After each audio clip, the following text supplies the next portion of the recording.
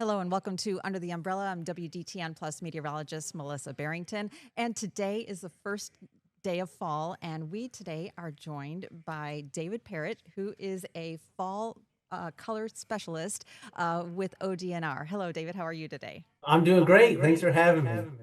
So, first of all, I just want to know a little bit about your background. Like, how did you become interested in forestry? What do you do? So, at this time of the year, I'm known as the Fall Color Forester here for the state of Ohio with the Division of Forestry. Um, and I got into forestry originally because I really wanted to work outside. Growing up, I spent a lot of time outside, and I really wanted a job where I wouldn't be cooped up inside having to, be indoors all the time. Um, until I got to college, I never realized that forestry was even a career path that you could take where you actually got to work in the woods. Once I discovered that it existed, I was pretty excited because not only do you get to work in the woods, but you get to apply a lot of different sciences, which I was very interested in. So it was kind of a perfect match. So once I found that, I kind of um, stuck with it. And then I've been a forester here in the state of Ohio for around 12 years now. And I get to do a lot of outreach stuff, kind of like doing this fall color stuff. So it's been a pretty exciting career so far. So, what's your favorite part of being a forester? Um, so my favorite part of being a forester, which first I would say that there's a lot of different types of foresters out there. So there's foresters that work in the private industry, but then here with the state, we have foresters that work with private landowners to help manage their properties. And then we have urban foresters who actually help cities and municipalities deal with the trees in their cities, which a lot of people don't even think about those trees as being considered a forest, so to speak. Um, and then there's land management foresters that deal with managing the forest on our state forest properties. And that's the role I have primarily been in most of my career. And my favorite part about that is that other than the fact, like I mentioned, you get to be outside, is being a forester, you actually get to do something that has a last or make a difference and has a lasting impact on the environment. So, if I go out and I help with a prescribed fire or I say to do a certain type of treatment in an area, that act in itself can have an impact that will impact that forest for potentially up to 100 plus years. So that's kind of a cool concept to be making a difference in the natural world and hopefully be doing things to manage our natural resources for the best way possible. So that's kind of a cool opportunity that a lot of other careers you don't really get that chance to make a difference. Yeah. So, what's your favorite season? I'm just kind of curious if you have a favorite season. A lot of people talk about the fall, and it kind of comes front and center because of the fall colors. But what's your favorite? Well, as the fall color forester, I feel like I'm obligated to say that fall is, of course, my favorite season. And I think that's generally always been true, even before I was in this position. As you mentioned, there's the fall colors, which everyone gets excited about the fall colors. Um, but then there's also the weather we get in the fall is just ideal for spending a lot of time outside. In the summer, it can be too hot. Um, in the fall, it's a great time to go out camping, go exploring. It's not too hot, it's not too cold. Um, the weather's usually pretty good, so I can't deny that the fall is probably my favorite season.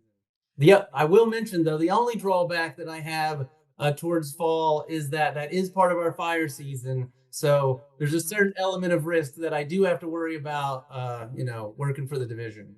So, obviously, weather plays a huge role in everything that you do here. So, it seems like this year we went from the high heat, the high humidity, it like turned off like within a day. And all of a sudden we got this fall like weather where we've got the cool nights, we've got the low humidity out there. It's changed on a dime this year and it's come earlier than what typically happens. So, how has that affected burning and various other forms like the color? What are we expecting here? So, like you mentioned the temperature. Another big thing is we have had a lack of rain, and Yes. that as we have this conversation, I feel like that is going to get brought up again and again as we go Yep. forward.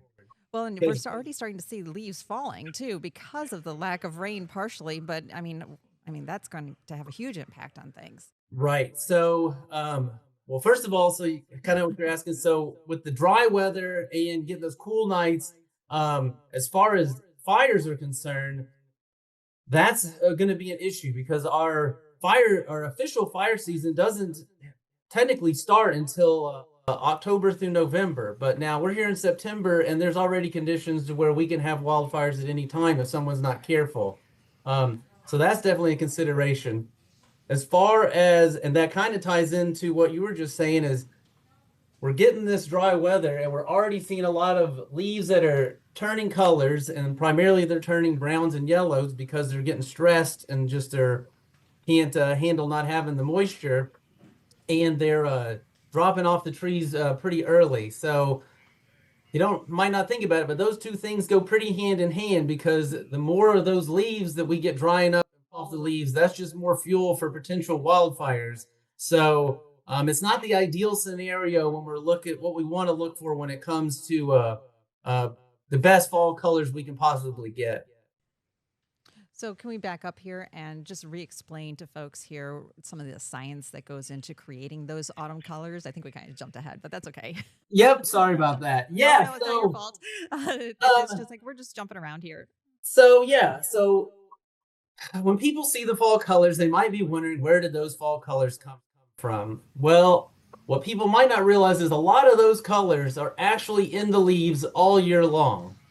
The reason you don't see those colors is because of a thing called chlorophyll. And if you remember back to maybe your elementary school days, chlorophyll is the pigment inside the leaves that's green that actually is what makes the plant able to do photosynthesis to where it turns sunlight into sugar. Um, so during the growing season, that chlorophyll is actually so prominent that it drowns out all these other potential oranges and yellows that are already in the leaf. So as we get closer and closer to fall, the days start getting shorter, and when the days start getting shorter, that's going to tell the tree, "Hey, we're getting about time to go dormant. It's time to start shutting down." And so it's the tree stops producing that chlorophyll. As that chlorophyll breaks down, with that green pigment gone, all of a sudden we start seeing some of those other colors that were in the leaf. So some of those are carotenoids and xanthophylls, which are what give us the oranges and yellows. And then on top of that, when we start getting the sunny days and cool nights, that triggers a chemical process in the leaves that starts producing a chemical called, well, anthocyanins, which actually start giving us our reds and purple colors that we get.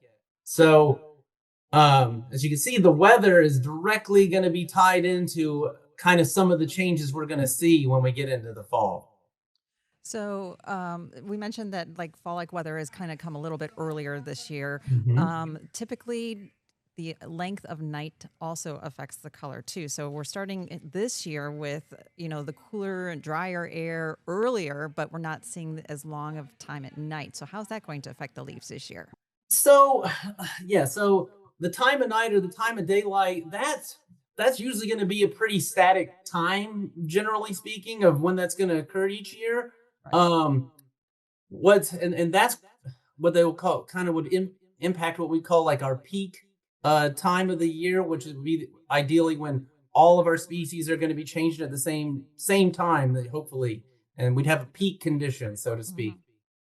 Now, with the weather being as dry as it is, and where, like you were saying, we're starting to get cooler earlier, that can offset kind of when that peak happens because certain trees might start changing earlier than they normally would. So, right now, if you go outside, depending on where you are in the state, there's probably yellow poplars that are turning yellow, which is primarily due to the fact that they just don't have enough water, and so they're starting to change into yellow leaves real quick because I'm dropping them. But that's not to say that all the trees you see that are changing are necessarily uh, under stress or drought. Okay, so you mentioned the dry weather theme. We've been talking about it. It has been dry, potentially going into more drought-like conditions here. What's the concern with burning? You said that the burning season's a little bit later typically, but now is it going to be a little earlier, or is the burning period going to lengthen because of the dry weather?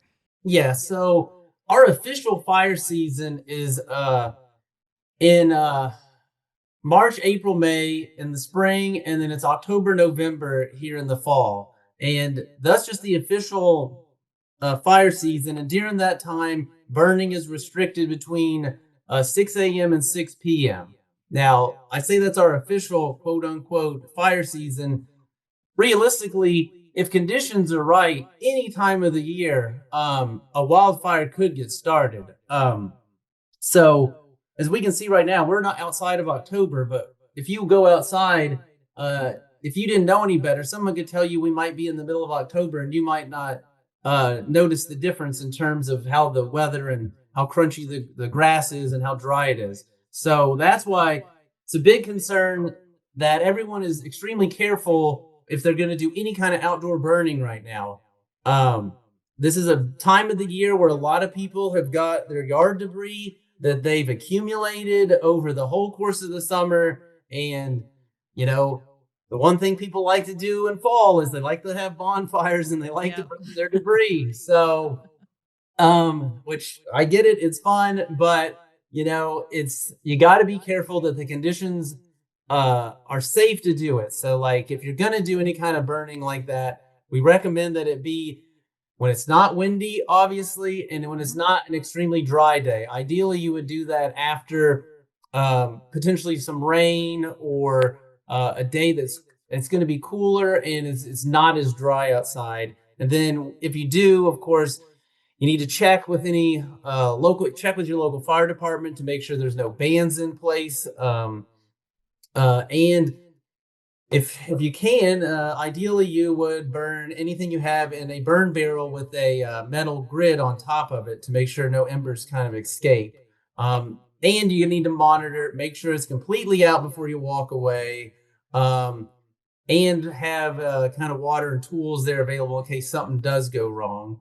Because here in Ohio, I don't know if people realize, but almost all wildfires here in Ohio are caused by people. So that's why we keep hammering the points to always be careful with fire, because if everybody was careful, we could almost eradicate almost all the wildfires here in Ohio, which we typically will have anywhere between 500 to 1,000 every year here in Ohio. Wow, that's a lot of fires. Okay, well, we are going to take a quick break, and when we come back, we will continue our conversation. We'll be right back.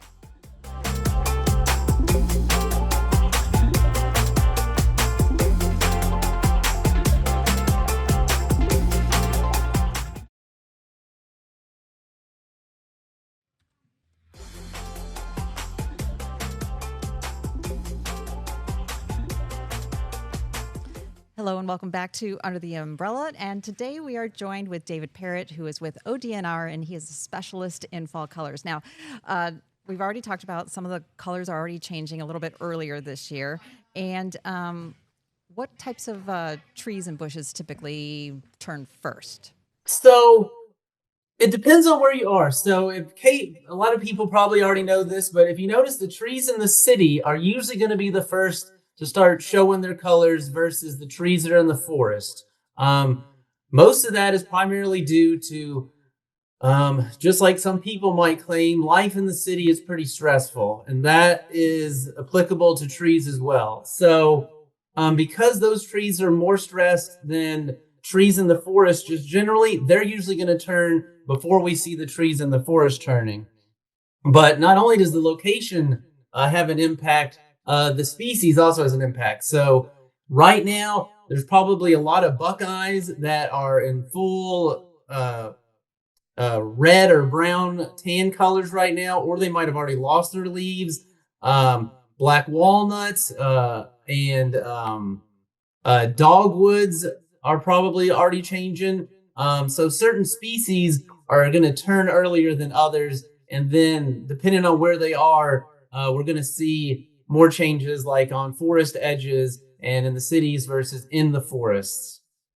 So do you think that the dry weather this year and is going to impact and give us like a shorter season or a not so brilliant season this year because the weather just has been a little bit off this year? Well, now What's the first of all, forecast here? all right. First of all, Ohio never has a bad fall color season. We'll just want to get that out there right now. Okay. But I think this year is going to be very similar to last year, where we had pretty similar conditions. And what we found last year was that the species that are drought tolerant kind of held with the typical timing of peak, which is usually, depending on where you are in the state, usually kind of in the middle or end of October. Now, the trees that are less drought tolerant, those trees are probably going to do what they did last year and turn earlier, and they might not be as brilliant in areas where they're more stressed. So I think what we're gonna see is similar to last year, where it was kind of a sporadic smattering of where the fall colors were, and depending on how this year works out, last year was kind of odd because you could be in a location where there was a big hill, and on one side of the hill, no colors. You went around the other side of the tree, and there's great fall colors. So this might be a year where we're just going to have to recommend that everyone gets out there, covers as much ground exploring as they can in order to catch those local areas of spectacular fall colors. So, where can folks find your reports? I know I've seen them on YouTube, and you like to have a little fun with these reports too. So, can you tell me a little bit more about these episodes and how often you put out these reports? Yeah, sure. So starting on September 25th, we will start our official fall color reports, and those will be weekly until the end of the season. Now, with those reports, number one, well, let me tell you where you can find them first. So if you go to fallcolor.ohiodnr.gov, that will take you to our webpage where not only will we have our videos, we also have a fall color map. And so this map, which we've actually updated this year, so we're pretty excited to see how this works out. This map is what I would tell anyone if you're curious as to what the fall color status is anywhere in the state. You should go to that website and look at this map, because we have fall color reporters throughout the state, and they give us updates on what the status of the fall color is in their area, and then that map gets updated. And so that map, not only does it show how the fall color statuses are throughout the state, it also shows where all of our ODNR properties, like the state forest and state parks, are within there. So you can even identify which parks you might want to go visit to see the colors. In addition to that map, that's also where we host or house our fall color update videos. And as you mentioned, we do try to have a lot of fun with the fall color videos. I work with a team that's Jason Fallon, Josiah Wade, and Mario Hensley. I can't take all the credit for it. And in these videos, we try to talk about, update people on what the fall color situation is. And we try to showcase the different activity that people can do somewhere here in Ohio to either enjoy the fall colors or just to get outdoors. As you mentioned, we try to have a little fun with that, either as punishment to me or just for fun. They tend to be a little silly at my expense, but they're entertaining. we try to be entertaining, and we try to use as many tree puns as humanly possible. So we try to have a good time with that, and I think we try to push home the message that regardless of fall colors, there's a lot of opportunities in Ohio to get outside and enjoy the natural resources. So hopefully people enjoy those videos. Oh, I do. I watch them pretty much because we put them on the weather report basically every week. So I'm always watching them. What kind of events does ODNR put on for the fall?